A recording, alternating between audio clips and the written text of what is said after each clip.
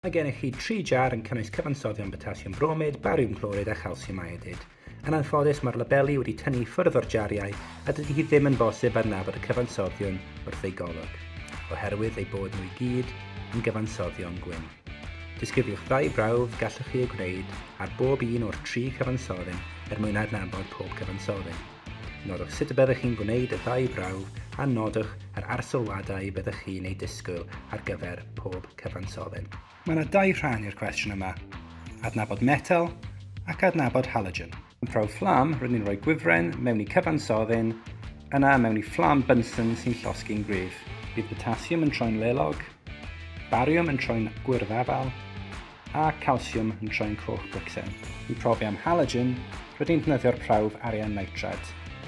Dechrau ni'n hydofi rhywfaint o'r bob cyfansodyn mewn swm bach o ddŵr ac yna ychwanegu hydoddiant arian nitrad. Mae'r solid, y gwaddod sy'n ffurfio yn yr adwaith, yn mynd yn dywyllach wrth mynd lawr y grŵp. Mae clorid yn ffurfio gwaddod gwyn, bromid yn ffurfio gwaddod hufen, ac iodid yn ffurfio gwaddod melyn. Bydd cynnwys hwn i gyd yn 6 marc.